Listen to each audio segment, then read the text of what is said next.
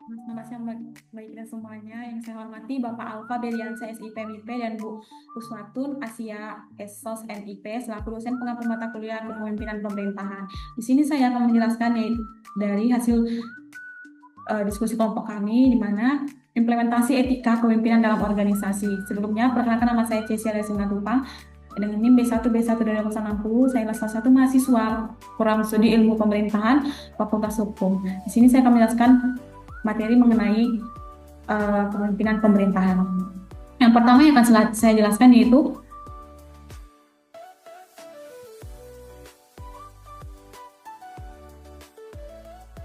pada pendahuluannya itu etika berasal dari bahasa Yunani atau ethos, merupakan kata tunggal yang berarti empati, yang berarti tempat tinggal, padang rumput, kandang, kebiasaan adat, watak, sikap, cara berpikir. Nah, menurut Brouwer 2005, etika kepemimpinan adalah cara pemimpin memimpin organisasi dengan menunjukkan perilaku yang sesuai norma, bersikap tegas, serta menetapkan standar dan regulasi etis untuk perilaku para bawahannya. Pemimpin etis tidak hanya menjadi teladan melalui tindakan pribadi dan hubungan interpersonal yang mencerminkan kejujuran, keadilan, dan integritas, tapi juga secara aktif membimbing dan mengarahkan pengikut agar selalu berpegang pada nilai etis dalam setiap pengambilan keputusan.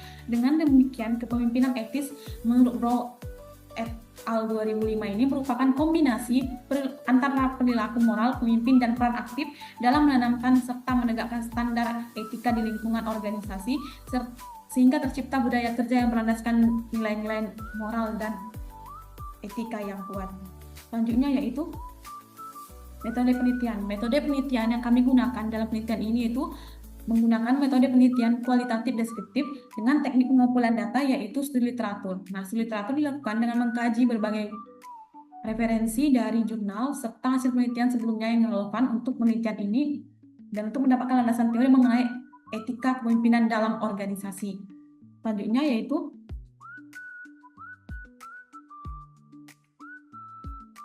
analisis etika kepemimpinan berdasarkan studi literatur yang kami ambil berdasarkan 24 referensi jurnal. Nah, jurnal yang pertama itu dengan judul jurnal di mana judulnya itu yaitu implementasi etika kepemimpinan dan kepemimpinan. Penulisnya itu Rosita Pratiwi Juniati Fitri Agustina. Nah, penelitian ini merupakan penelitian dengan penelitian ini yaitu pengaruh etika terhadap kinerja. Metode penelitian yang digunakan dalam penelitian ini yaitu merupakan metode penelitian dengan menggunakan metode studi kepustakaan atau literatur review. Nah, hasil penelitian ini berpengaruh etika terhadap kinerja karyawan terdapat hasil yang signifikan terkait dengan etika, kepemimpinan dan kepemimpinan transformasional terhadap kinerja karyawan untuk meningkatkan kemampuan karyawannya dalam beretika dan keberanian karyawan karena mendapatkan motivasi dari pemimpinnya. Yang kedua yaitu dengan judul artikel yaitu etika kepemimpinan dalam organisasi. Penulisnya Philip Josia Utabarat, J. Fitriade Nasution, dan Ibe Lalagia.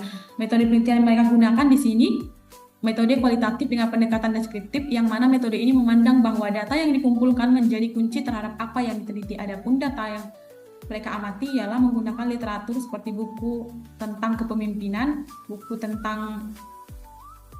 dan artikel, jurnal, dan untuk mendukung argumentasi yang dibuat oleh penulis. Hasilnya itu kepemimpinan dalam organisasi adalah merupakan suatu proses yang rumit dan vital. Hal ini mungkin merupakan faktor yang benar-benar membedakan antara sejumlah pemimpin yang lebih berhasil dengan pemimpin yang gagal dalam memimpin suatu organisasi.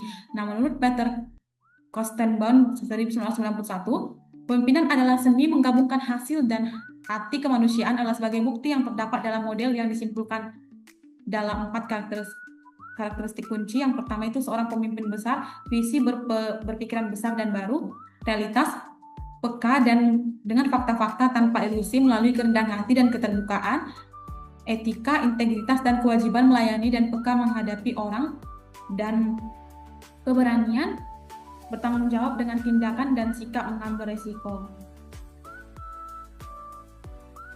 Selanjutnya yaitu judul penelitiannya itu etika kepemimpinan dan politik dalam penyelenggaraan pemerintahan Indonesia, di mana penulisnya itu Anang Setiawan Erinda Alfiani Fauzi. Metode penelitian yang mereka gunakan yaitu metode studi literatur di mana membandingkan beberapa studi sebelumnya sebagai teori nilai budaya yang sama seperti diskusi sosial yang dilakukan di penelitian sebelumnya.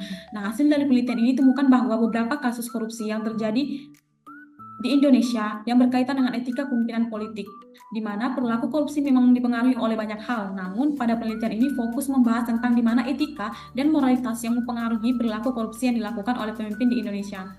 Dengan etika dan moralitas di Indonesia yang kuat, maka diharapkan pada praktek korupsi di Indonesia akan menurunkan. Selain dengan etika dan moralitas yang kuat, maka reformasi birokrasi juga menjadi salah satu cara untuk mengurangi korupsi dan membangun pelayanan dan penyelenggaraan pemerintahan yang baik. Etika dalam politik atau penyelenggaraan pemerintah memang memiliki sebuah fungsi yang sangat penting dalam pelaksanaan reformasi birokrasi ini.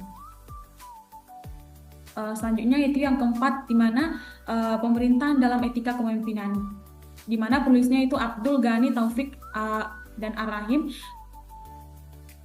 Metode penelitian mereka gunakan yaitu penelitian yang digunakan adalah penelitian naturalistik karena penelitiannya dilakukan pada kondisi yang alamiah, juga disebut sebagai metode kualitatif karena data yang terkumpul dan analisis lebih bersifat kualitatif menurut Sugiono 2014. Nah, hasil dari penelitian itu di mana penelitian ini temuannya itu menyebabkan tidak tercapainya welfare state adalah karena ketidakharmonisan dalam pemerintahan antar elit politik dan membuat kebijakan yang mengakibatkan terhambatnya peningkatan dan pembangunan ekonomi.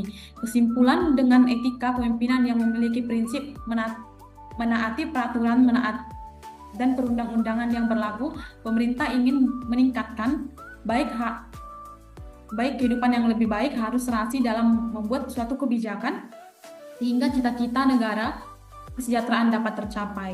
Selanjutnya yang kelima yaitu etika kepemimpinan dalam membangun budaya organisasi yang berintegritas. Penulisnya yaitu Susan Febrianti dan Jana Marsana Sanjaya, Davina Azhar, dan kawan-kawan.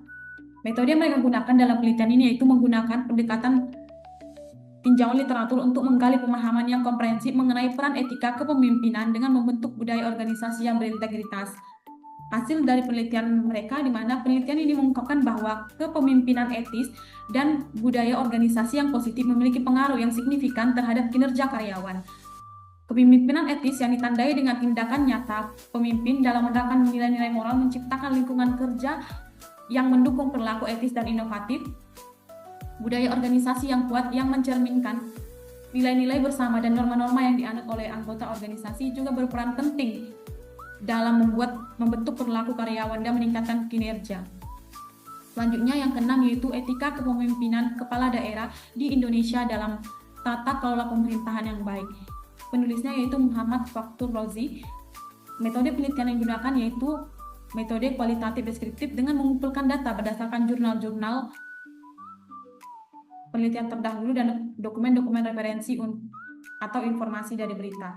Hasil penelitiannya yaitu penelitian ini terkait dengan persoalan etika dan tantangan kepemimpinan daerah dalam penyelenggaraan tata kelola pemerintahan yang baik, dalam penyalahgunaan kekuasaan kepala daerah terkait dengan masalah korupsi, menyuap disebabkan karena biaya politik yang mahal, mahar politik yang tinggi dalam kepemimpinan daerah, sehingga dalam penyelenggaraan pemerintah daerah menjadi terhambat bagi pembangunan dan kemajuan dalam daerah. Selanjutnya yang ketujuh yaitu etika kepemimpinan dalam konteks globalisasi, analisis terhadap kualitas dan akses pendidikan. Penulisnya yaitu Rahayu Ramawati, Ira Masya Sofa, Nova Arianti, Rahmayuni, dan kawan-kawan. Metode penelitian yang digunakan itu, penelitian ini menggunakan pendekatan studi pustaka yang bersifat kualitatif untuk menganalisis etika kepemimpinan dalam konteks globalisasi serta dampaknya terhadap kualitas dan akses pendidikan.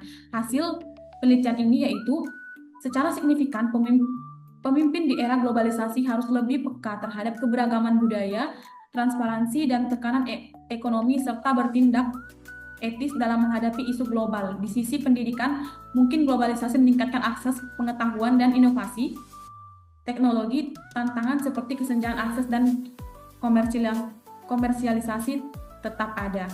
Selanjutnya yang ke-8 yaitu etika integritas manajemen kepemimpinan berdasarkan norma Pancasila.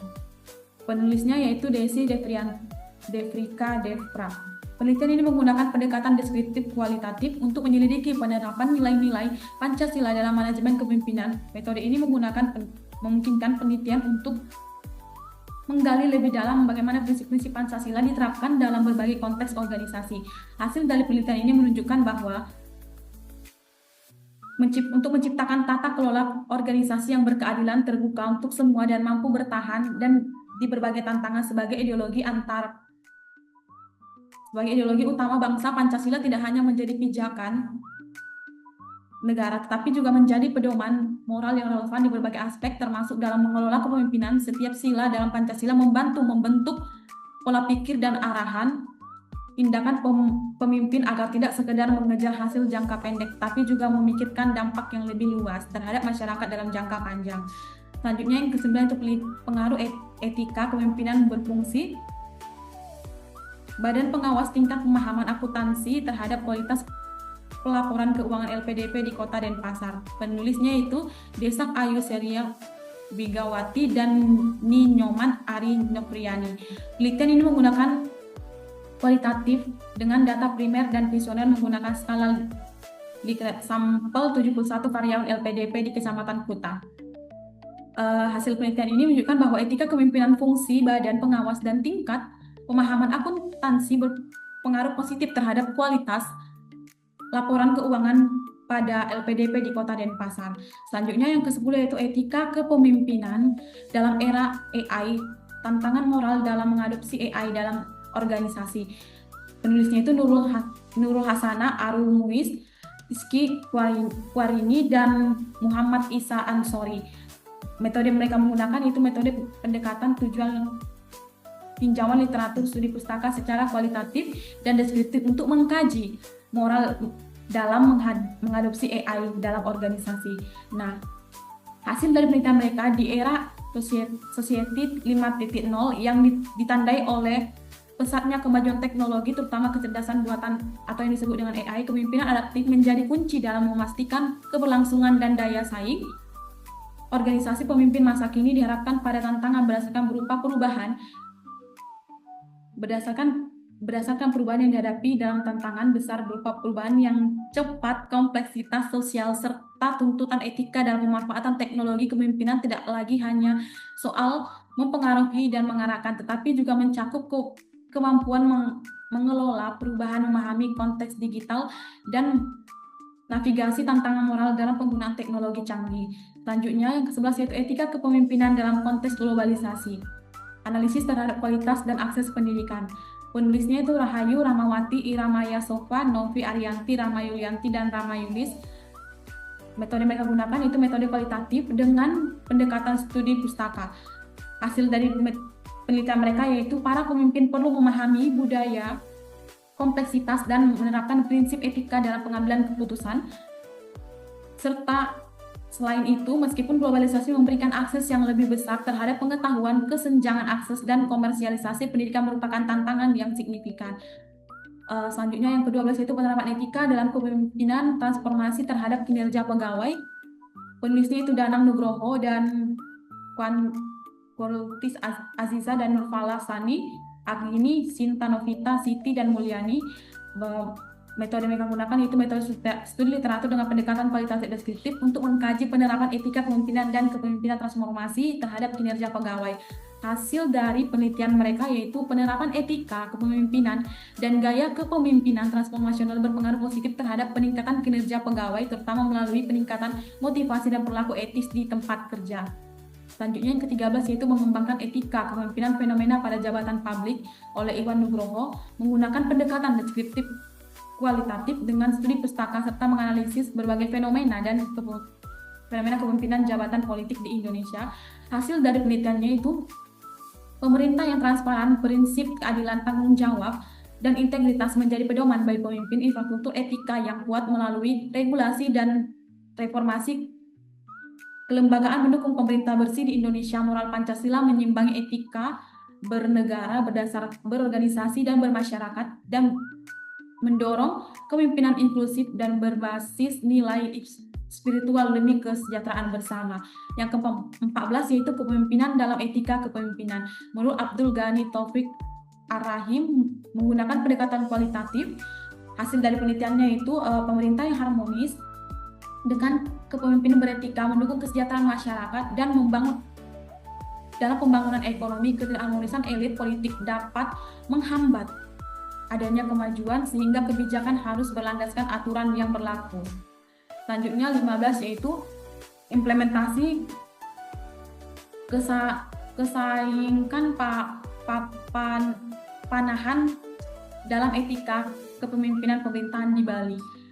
Penulisnya itu Ibu Sri Nugraha Dia Puspita Enwati menggunakan metode penelitian studi pustaka, dan hasilnya itu etika kepemimpinan di Bali berpadu dengan adat dan budaya lokal, mendorong partisipasi masyarakat dalam pemerintah. Menurut Trihati Karataka menjadi pedoman utama menyeimbangkan hubungan manusia dengan Tuhan, sesama, dan alam. Prinsip kepemimpinan Gesayang Ikang Papanaha Prayoga menekankan kesejahteraan masyarakat, sementara ajaran Hindu seperti Trikaya Trisuni dan Triwarga memperkuat integritas kepemimpinan berbasis kearifan lokal.